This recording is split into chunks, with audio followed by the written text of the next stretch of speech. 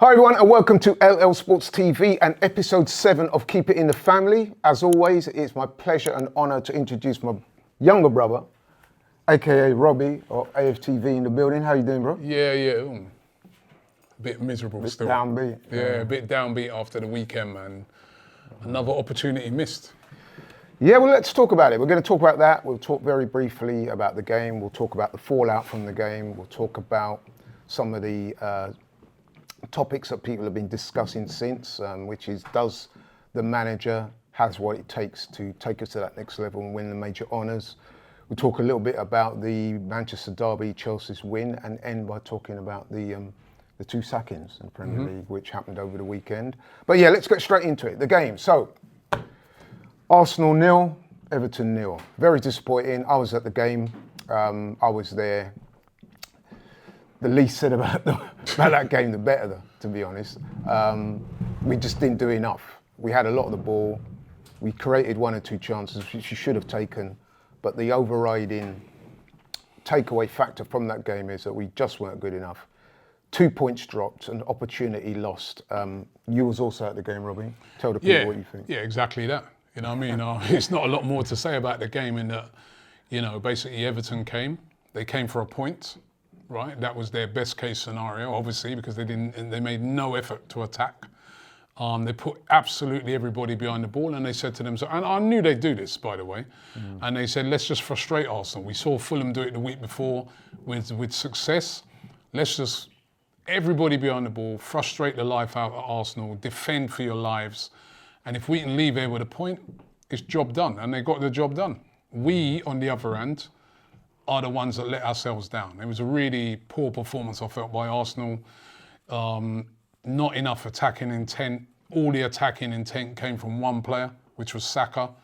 The other guys, on the other wings, the strikers, they did nothing in the game. The midfield didn't really create enough. There was too many ghosts in that midfield. Marino, Odegaard. Even when we made the changes, it still didn't really do anything. And it was just all round a really, really poor performance. And I do think, even with the manager, he has to take a lot of criticism for the game as well, because, it was just, I wanted to see him try something. I know he threw on loads of forward players, but I just wanted to maybe see him try something else. Was this the game where maybe you throw in a Raheem Sterling, something slightly different? Does he even exist? Well, let him go and dribble past a few players. Should we be shooting more from outside the box in a game like this? It just seemed to be like lots and lots and lots of control of the ball, but not enough done to break down a really resolute. And to break down a very resolute team. And it was a really, really disappointing loss. We're very lucky that Liverpool also drew. Otherwise, we could possibly be completely out of the race. We're still in it. Just about. They're 6 points clear, but they've got a game in hand. But I think what they've shown, Liverpool, over the past couple of games, is they ain't over yet, because they've also drawn their last couple of games. So I've said this before, draws can really affect you. Yeah. We've drawn way too many games this season. I think 6 games. Yeah. Yes. 6 points, that is, from 6 games. Yeah. Out of a possible 18. Yeah, so we've only lost 2 games. We're very hard. I think we've got the best defence in the league. But going forward... Yeah, it's definitely not good enough. It's not. But one thing I would say, though, is that I was at the game as well, as I said. And after the game, obviously I went straight to you guys. You're doing your fan cams outside the ground. Big load of people there. And I was talking to quite a few people in and around where you were filming. And the overriding, apart from the obvious frustration that people were expressing, but let me just say this, there was a large number of people that I spoke to openly expressing their reservations about the manager. And listen, what I'm asking you now is not to clickbait or to sensationalise or anything, but I think it's something that I do need to ask you. There appears to be a large groundswell of the Arsenal support, certainly those I spoke to at the game, who are openly questioning whether the manager has what it takes to take us to that next level and win trophies. And if I could just finish off by saying that a lot of the people are not necessarily slating the manager. if that makes sense. I'm not saying that they're saying get him out or anything. Maybe a few were, but the vast majority were they were quite reasoned. They were saying, listen, Arteta is a good manager, but I'm seriously doubting whether this man has what it takes to take us to that next level. So, and obviously a lot of those guys that said that, I think that's a very valid thing to say, because he hasn't taken us over the line yet. You know what I mean? Like, the last 2 seasons we got close. So I can understand people's frustrations and why they ask that question. And that is a valid question to ask, because and we're not going to know until the end of the season, are we? So, but certainly when I hear people talking about sacking the manager, I think, personally, I respect everybody's opinions. Personally, I think that's ridiculous. No, but to be fair, a lot of the people I spoke to weren't. There were a few. There are some. People come out of a game like that. They're full of emotion. They're passionate fans. They wear their hearts on their sleeve. People say things in the heat of the moment that they don't always mean. But what I did get was a sense of frustration with the manager, saying, look, he's a good manager. We thank him for what he's done up to this point. But I'm doubting whether he can take us to that next level. Yeah, and as I said, fair criticism. You know what I mean? Because we don't know. No, but do you have faith in him?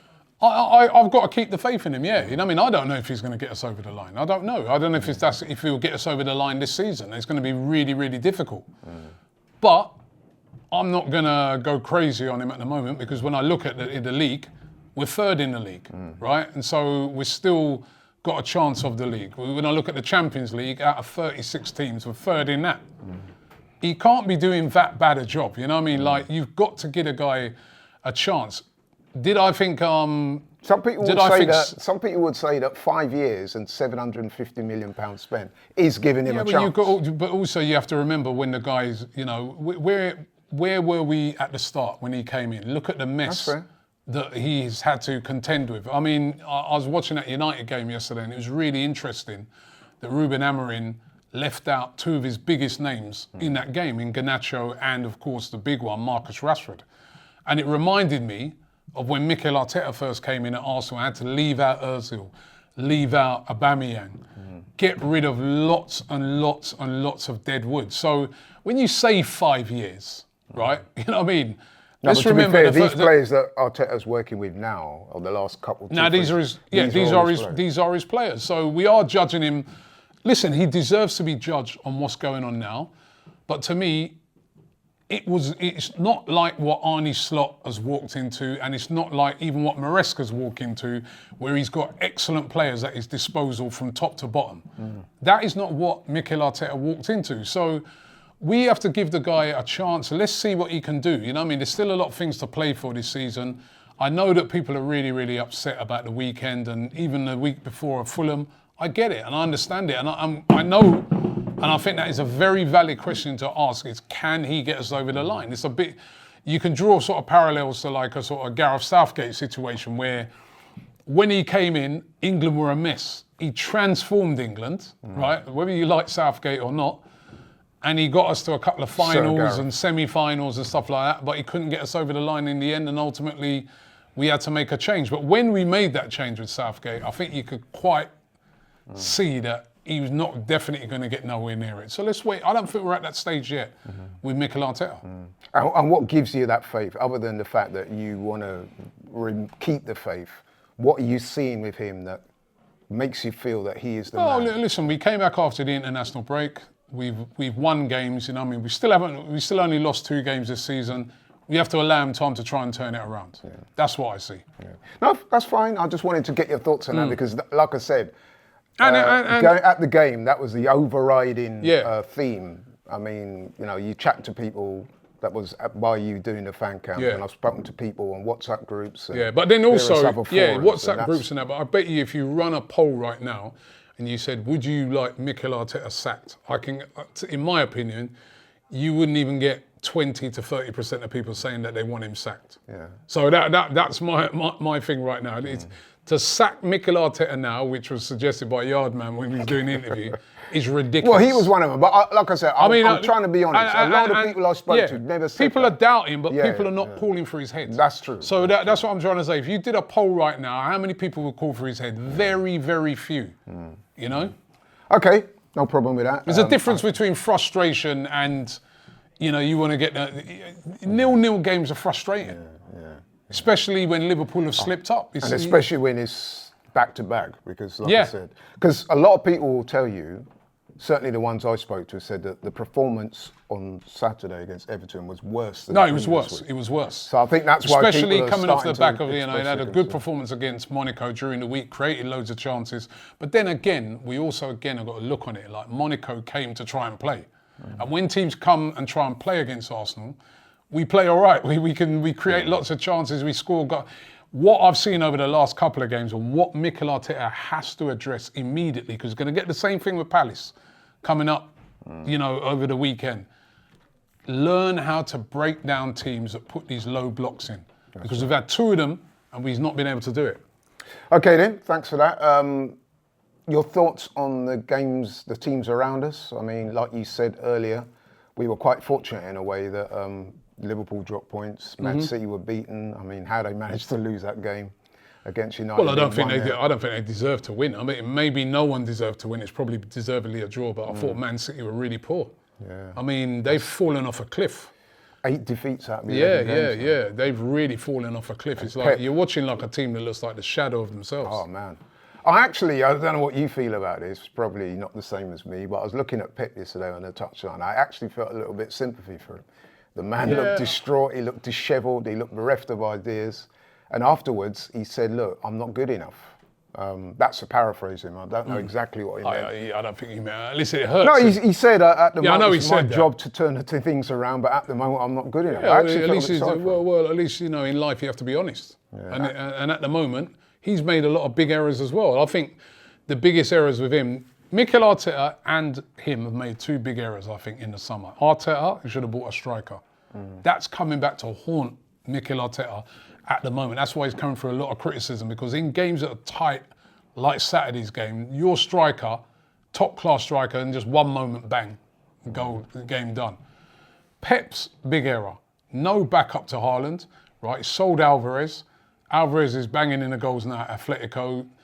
And then he didn't refresh that team enough. Yeah. You know what I mean? And the team now is looking tight. I mean, this is a team that year in, year out have been doing it. Yeah. Can you keep doing that every single year if you don't freshen it up? I don't think they've freshened it up enough. Yeah, true. So I'm looking at players like Bernardo Silva, De Bruyne, Gundogan, Kyle Walker. They're all just looking jaded, flat. Tired, yeah. Diaz, flat. Akanji. He should have freshened it up with more players, and he didn't do that. And we mentioned managers. We should also mention that there was 2 sacked this weekend. We spoke about them on the show last week.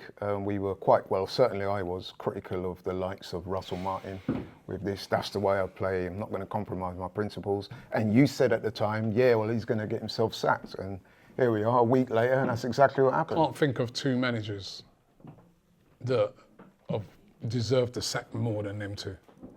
I mean... Not even Gary O'Neill? Yeah. I mean, you got players fighting 2 weeks in a row, right? Yeah. That shows you there's no unity in the camp. That shows you there's disharmony. That shows you there's no discipline. They've lost it. Yeah, definitely. He had to go. They can't defend... What did you think of his post-match comments where he's almost like he's throwing the players under the bus? He's saying that because he knew he was gone. I mean, he knew he was gone. I thought that was a bit bizarre though. Like a manager's there's supposed to be collective responsibility. No, well, actually, he was telling the truth. They can't handle the pressure. Well, that's why. But neither can he. But that's your job to get them to handle the pressure. But honestly, they've lost it. They've lost it, and they can't defend a set piece. That's been their problem all season. You see how many they've conceded the most goals from set piece at any team in the Premier League. Conceded one against Ipswich again. Guys completely open. You know what I mean? And that's why he's been sacked. And that's your job, to make your defence better against set pieces, and you've got to keep the team together, and it worked. Russell Martin, you're losing 5-0 at half-time. When he walked down the tunnel at 4-0, he even missed the 5th goal. He should have just kept walking. He's been embarrassing. You're harsh, man. No, you have to. You big him up because he bought Southampton. Christmas, man. Man are losing their livelihoods. I don't like to see people lose their livelihoods, but he's self-inflicted. You know what I mean? You've got a team. Look at Everton on the weekend, right? Sean Dyche knows he ain't got the ball-playing players to play at the back. He knows that he can't come and go toe-to-toe with Arsenal, so he comes up with a different game plan, and it works, right? This guy, he's trying to play everybody like he's prime Pep Guardiola. And you ain't got the players to do it. You ain't got the team to do it. You've just come up into division. Be a little bit more resolute. The ironic thing was the only game he did that, where he changed the formation a bit and he was a bit more resolute, was when he played us. And they did all right for a little while until we ended up breaking them down. But honestly, that game against Tottenham, Tottenham in the second half, I think, just took pity on them, right? You know what I mean? That could easily have been 10. They were awful. It's the old adage, man. If you keep doing the same thing over and over again and expect change, that is the definition of insanity. Exactly. And full insanity. He can have no complaints. No. And let me just say, those two had a lot of chances. Most times they'd have been sacked earlier. Yeah, 2 British managers gone. It's a shame. Not a good look, but hey. Right, just to wrap up then, because I'm conscious of time, and I know you're a very busy man, but Arsenal this week have a couple of big games, I would say, against the same team. Got the Carabao Cup quarter-final against Crystal Palace, and then we play Crystal Palace again in the Premier League this weekend. Just very briefly, your thoughts on those 2 games and a quick prediction. 2 really tough games. Got to win both. Have to win both, right? I mean, you can't draw the Carabao Cup because it will go to penalties. Again, that's what I think Palace will come and try and defend, because if they could take it to penalties, they're in with a shout. But Palace, big win for them against their rivals Brighton. Not going to be an easy game. I fancy us in the Carabao Cup. I'm going to go 2-0 in that. The one away at Palace is going to be a lot more difficult. I feel they'll rest players, Palace, for that. Will rest players, but I feel they'll rest for the Carabao Cup. No, for that league game. I think they're going to look. Yeah, that's what I'm saying. They'll rest players in the Carabao Cup. Yeah, because they're going to look at that game and everything. We've seen what they've done against Fulham. We've seen them against Everton. We'll be resolute at the back. We reckon we can nick this. You know what I mean? On the break, Eze and Sarr and these guys. That's going to be a tough game. I'll go 1-0 Arsenal winning that game. I think we've got to win both games this week. Definitely got to win both games. Whether we will or not is another matter. But listen, Robbie, thank you so much for watching. Thank you so much for coming in and giving your comments. Thank you guys so much for watching. If you're new here, please like, share and subscribe. I'm out, or we're out. I'll catch you on the next one. Take care.